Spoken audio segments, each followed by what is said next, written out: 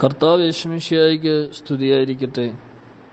വിശുദ്ധ നോമ്പിൻ്റെ 6-ാം ദിവസമായ ഇന്ന് വിശുദ്ധ മത്തായി ശ്ലീഹായുടെ സുവിശേഷം 7-ാം അധ്യായം 21 മുതൽ 28 വരെയുള്ള തിരുവചനങ്ങൾ നമുക്ക് ധ്യാനിക്കാം. സ്വർഗസ്ഥനായ പിതാവിൻ്റെ ഇഷ്ടം. പിതാവ് സ്വർഗസ്ഥനാണ്. ആ ഇഷ്ടം സ്വർഗത്തിൻ്റെ ഇഷ്ടമാണ്. സ്വർഗത്തിൻ്റെ ഇഷ്ടം എന്താണെന്ന് അറിയുന്നവർ ഭാഗ്യമുള്ളവർ. സ്വർഗത്തിൻ്റെ ഇഷ്ടം യേശുവിനെ കർത്താവേ എന്ന് വിളിക്കുന്നത് മാത്രമല്ല, കർത്താവിൻ്റെ നാമത്തിൽ പ്രവചിക്കുന്നത് മാത്രമല്ല സ്വർഗത്തിൻ്റെ ഇഷ്ടം. കർത്താവിൻ്റെ നാമത്തിൽ പിശാചുകളെ പുറത്താക്കുന്നത് മാത്രമല്ല സ്വർഗത്തിൻ്റെ ഇഷ്ടം. കർത്താവിൻ്റെ നാമത്തിൽ നിരവധി അത്ഭുതങ്ങൾ കർത്താവ് പ്രവർത്തിച്ചതിനേക്കാൾ കൂടുതൽ പോലും അത്ഭുതങ്ങൾ പ്രവർത്തിച്ചത് മാത്രമല്ല സ്വർഗത്തിൻ്റെ ഇഷ്ടം. അപ്പോൾ എന്തായിരിക്കാം, അഥവാ ഈ പറഞ്ഞ കാര്യങ്ങളെയൊക്കെ സ്വർഗത്തിൻ്റെ പ്രവൃത്തിയാക്കി തീർക്കുന്നത് എന്തായിരിക്കാം?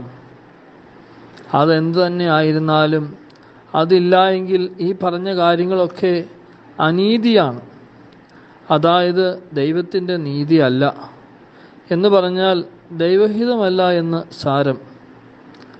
നമ്മുടെ പ്രവൃത്തികളുടെ ദിവ്യത്വം മൂലം ദൈവം നമ്മെ അറിയണമെന്നില്ല. അതുമൂലം ദൈവ സാമീപ്യം പോലും ലഭിക്കണമെന്നില്ല. ചിലപ്പോഴൊക്കെ ഇപ്രകാരം ദിവ്യത്വം നമ്മെ സാധാരണക്കാരിൽ നിന്നും വ്യത്യസ്തരാക്കുമ്പോൾ നാം അതിൽ സന്തോഷം കണ്ടെത്തുന്നവരാണ്. പ്രശസ്തിയോ ഭൗതിക നേട്ടങ്ങളോ ലക്ഷ്യം വെച്ച് നിങ്ങൾ കർത്താവിൻ്റെ സുവിശേഷം മറ്റുള്ളവരോട് കൈമാറുകയാണെങ്കിൽ ഫലം ലഭിച്ചെന്ന് വരികയില്ല. അതായത് കർത്താവിൻ്റെ നാമത്തിൽ പിശാചുക്കളെ ബഹിഷ്കരിക്കുന്നതോ കർത്താവിൻ്റെ നാമത്തിൽ പ്രവചിക്കുന്നതോ കർത്താവിൻ്റെ നാമത്തിൽ അത്ഭുതങ്ങൾ പ്രവർത്തിക്കുന്നതോ ഭൗതിക പ്രശസ്തി നേട്ടം വെച്ചുകൊണ്ട് ലക്ഷ്യം വെച്ചുകൊണ്ട് ആകരുത്.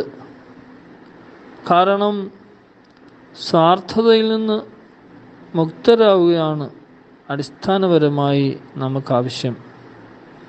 ക്രിസ്തു ശിഷ്യൻ വിശ്വസ്ത സേവകൻ മാത്രമാണ്, ഭരണകർത്താവല്ല.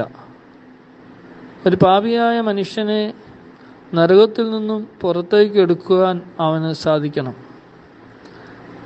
എന്നാൽ ആ പാപിക്ക് സ്വർഗം കൊടുക്കാൻ ക്രിസ്തു ശിഷ്യന് സാധിക്കുകയില്ല. കാരണം അത് ദൈവത്തിന് മാത്രമേ ആ ശക്തി ഉള്ളൂ. ഒരാൾക്ക് സ്വർഗം നേടിക്കൊടുക്കാൻ ക്രിസ്തു ശിഷ്യൻ അശക്തനാണ്. ആ ശക്തി ദൈവത്തിന് മാത്രമേ ഉള്ളൂ. അത് ദൈവം നോക്കിക്കൊള്ളട്ടെ. നാം ഒരാളോട് ക്രിസ്തുവിൻ്റെ രക്ഷാകരമായ സന്ദേശം കൈമാറിക്കഴിഞ്ഞാൽ നമ്മുടെ ജോലി കഴിഞ്ഞു. അതിന് ദൈവത്തിൽ നിന്ന് പ്രതിഫലം നമുക്ക് ലഭിക്കും. നമ്മുടെ പ്രവർത്തനം വിവേകപൂർണമായിരിക്കണം. വ്യക്തവും സരളവുമായ ഭാഷയിൽ ഈ സന്ദേശം സത്യസന്ധമായ അനുഭവ സാക്ഷ്യങ്ങളിലൂടെ അവതരിപ്പിക്കുമ്പോൾ പൊടിപ്പും തൊങ്ങലും ചേർത്താൽ അവിടെ ദൈവ ഇഷ്ടം, ദൈവഹിതം കടന്നു വരികയില്ല.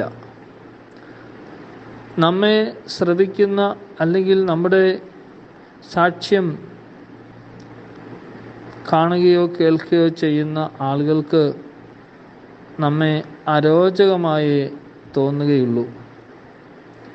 അതുകൊണ്ട് സത്യസന്ധമായ അനുഭവത്തിലൂടെ മാത്രമേ മറ്റൊരാളെ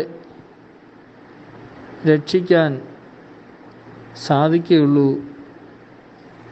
നമുക്ക് നമ്മുടെ വ്യക്തിപരമായ ക്രിസ്തീയ അനുഭവ സാക്ഷ്യത്തെ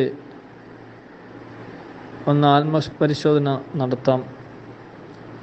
മഴ പെയ്യുമ്പോഴും ആ മഴ ഒരു വെള്ളപ്പൊക്കമായി മാറുമ്പോഴും അതോടൊപ്പം കാറ്റൂതുമ്പോഴും നമ്മുടെ ക്രിസ്തീയ സാക്ഷ്യം തകർന്നു വീഴുന്നുണ്ടോ?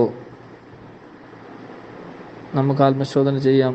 ഈ നോമ്പിൻ്റെ കാലയളവിൽ ആത്മാർത്ഥമായ സത്യസന്ധമായ ക്രിസ്തു സാക്ഷ്യത്തിന് നമുക്ക് സാധിക്കുന്നുണ്ടോ എന്ന് ആത്മശോധന ചെയ്യാം.